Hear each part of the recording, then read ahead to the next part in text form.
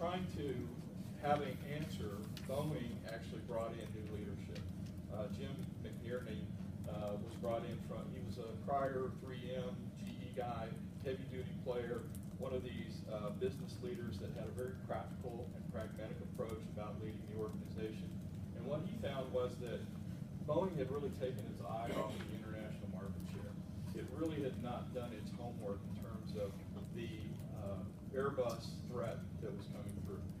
Also, he felt like the economies of scale that Boeing had was not being leveraged the way it should be. And he thought innovation was something that Boeing should always be ahead of the game. And he felt like that Boeing was behind Airbus in terms of innovation. And some of the things that Airbus was doing, like the fly-by-wire systems, were definitely an advantage to that level of aircraft that they were putting out. Interesting point from our perspective in the case was this demand forecasting between the two companies. Realistically, Boeing, with its history, actually has done a better job, in our view, of forecasting the future demand. And if you look at their case result forecast and you compare it to their current forecast, it's a very steady number. They haven't really augmented that a lot. Whereas Airbus, a good example is the A380. Originally they said in the original case was that they were going to build 1,550 of these. Well, if you look at their projections now, it's roughly around 500.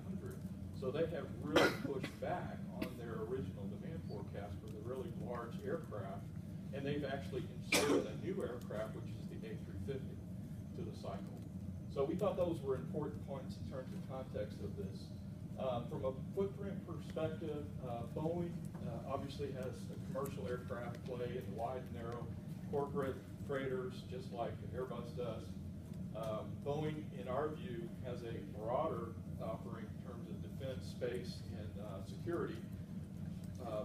Not that Airbus doesn't have military aircraft, but Boeing also has space exploration as part of their, so they have a broader aerospace spectrum or continuum of offerings than what Airbus does.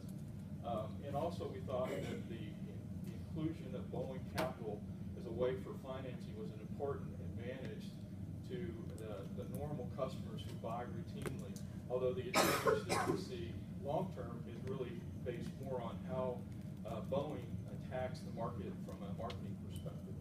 The shared services group is another important part of Boeing. Not that Airbus doesn't have that, but we thought from Airbus's perspective that their shared services group is not nearly as lean as what the Boeing group is. Domestically and from a geographic perspective, I think most of you know that Boeing is pretty much made here. Final assemblies are made here out of 3 manufacturing sites in the U.S. There have been times when they tried to change that and do some offshoring, and this is one of the things that McNerney has really focused on, bringing that back in-house and really focusing on the innovation in manufacturing. Worldwide, they have a lot of employees. You can read those numbers. But as we move into the ecosystem itself, we actually had this a couple weeks ago. This was on the board. This is what we said was sort of the traditional ecosystem. And it's good to define the different players that are out there that these companies are working through. But we really felt like that there was something missing here in this portrait of what the ecosystem is about. And certainly as we thought about the development of a dynamic development strategy, we realized that there were certain aspects about Boeing's strategy that really need to encompass a much broader external factor of interest. And so we came up with this future aviation ecosystem. And you have at the center of this sort of the key ingredients of the recipe, which is Boeing's manufacturing product line lifecycle management piece of it. But you can also see outside of that realm these external factors from an international and domestic perspective in terms of the forces that are driving the marketplace are things that we believe that Boeing has to tap into and have a direct link into these various factors in order to be able to be successful going forward in the future. And for example, if you take environmental pieces, what would happen if the price of aviation fuel went up 50% over the next 5 to 10 years? What is Boeing's reaction to that? And it's that reaction that is important to their ability to continue to navigate and be airlines in the marketplace. If you take the legislative piece of it, what happens when more airlines consolidate and you have fewer competitors in the marketplace? How does Boeing react to that? You know, as we've seen in the last group slides, a 50-50 split. But what happens if there are only 5 major airlines?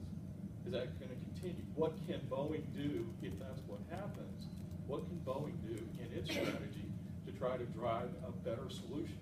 So we really thought that this element of the external factors was an important part of what Boeing's going forward strategy needed to be able to really make an envelopment or an envelopment of the overall marketplace. So with that, I'll turn it over to Taylor. Oh, I'm sorry. I am next. I'm going to cover Boeing International. It's a subsidiary, basically, of the Boeing company. A little history behind it. It was established in 2001, and it's been led by its president, Shep Hill, who does report to McNerney. Its focus is really to build the stakeholder relationships globally. They have 70 offices with executives in 20 other countries worldwide, and it is covering most of the world with those 20 offices. Their intent was to grow the global business by expanding the company's influence, impact, and image internationally. They're trying to build a strong presence across very diverse and dynamic global markets and leveraging their global intellectual, financial, and industrial capabilities.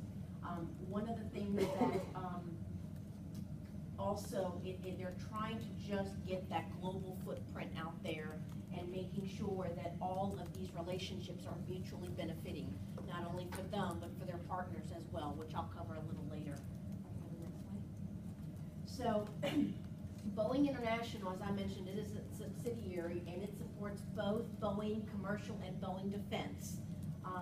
I thought the statistic of 65 to 70% of the commercial backlog comes from non-U.S. customers. So you can see how imperative it is for them to build on these relationships. One of the things that I think is interesting is there's a lot of cultures that it takes a really long time to build those relationships and build the trust. I know Japan is one of them where it takes years for them to even listen to you. So this is why McNerney and Hill thought it was imperative to really get their name out there and really build on those. So with that, they focused on having strategic partnerships with the local suppliers, universities, and organizations. They give a lot of money and support to all of these entities. They have 28,000 global suppliers and 6 R&D centers throughout the world with 16 consortia and 22 joint research centers. They have relationships with 50 or more, really, at the international universities. And what they're trying to do is they're trying to get that talent, that global talent. They've also distributed over $39 million to organizations outside of the U.S. That's not even, talking about domestically. Again, the biggest thing is that global impact, trying to get that job growth outside of the U.S. because we know that we dominate here in the U.S. But when it comes to outside, it's their weak point, and I believe that that's where Airbus really has a handle on it, just because they're not a U.S. company. Additionally, lower cost and also investing in those relationships. Next slide, please. I wanted to put out there, we know that they have alliances with domestic companies here. I'll call them multinational companies, but these are some of the players that are non-U.S. Some of them are the airlines, Thai, Emirates. Embraer is the Brazilian manufacturer of airplanes. They also, some of the Middle Eastern companies is financial support, financial systems. BMW is actually very interesting. They one of the things that they were looking at is the innovation side and using carbon fiber because it's a lot lighter than the aluminum. And BMW has kind of pioneered that. So they've been trying to grow that relationship to try to help, kind of like help me help you type of situation. So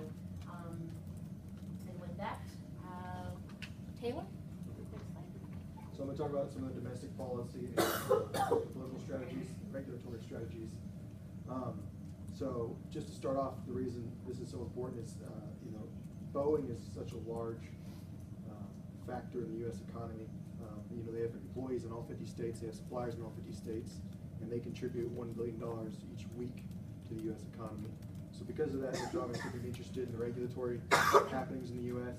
and obviously lobbying in domestic politics, just like any other big company will have. They have government offices dedicated to government operations. It's in Arlington, Virginia. It's literally 6 miles from Capitol Hill. I think it's 3 miles from the White House. So it's right there.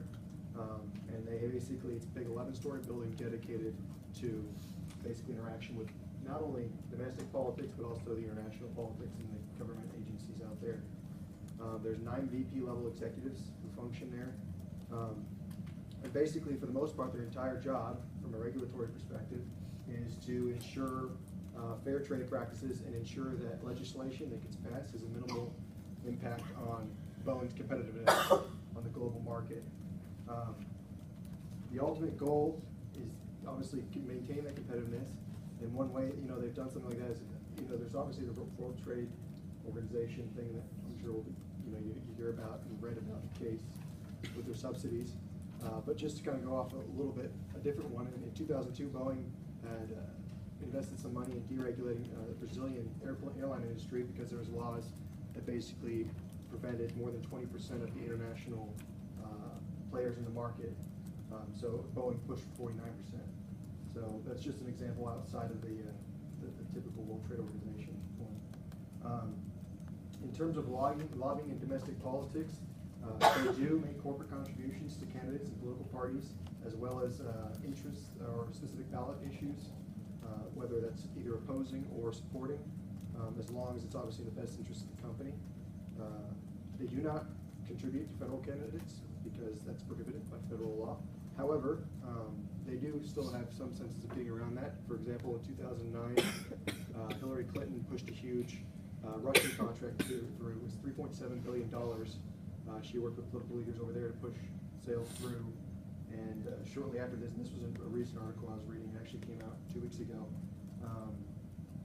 And shortly after that, 2 months after Hillary Clinton worked with Russian officials for this contract, there was a $2 million contribution to a cause that Hillary Clinton was supporting, and then there was a $900,000 contribution to the William J. Clinton Foundation, literally 2 months after it happened. So even though they can't explicitly contribute to campaigns, there's obviously some lobbying domestic politics that go through. So in 2013, the company didn't make any contributions to any kind of corporate funds, or they didn't use any corporate funds to make any contributions to local candidates or political parties or ballot initiatives, as well as super PACs and all that. They didn't make any contributions. However, the Boeing Company Political Action Committee, which is a voluntary nonpartisan political action committee, had expenditures of $1.7 million last year.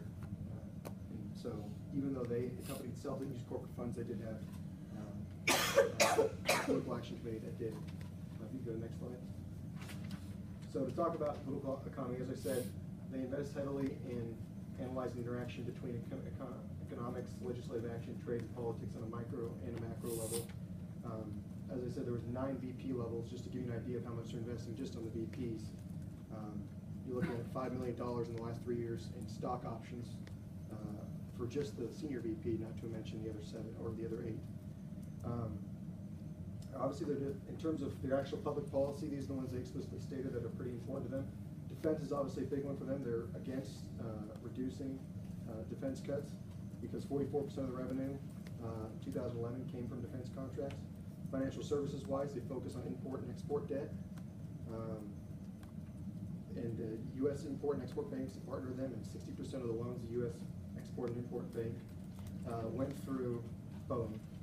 So I'll touch on the last couple real quick. Innovation, competitiveness, obviously they're working on pursuing patents and protecting their intellectual property and human capital. Tax-wise, they're for comprehensive tax reform due to the fact that they found that internationally we're not doing well on how much corporations are getting taxed. And trade, obviously things like World Trade,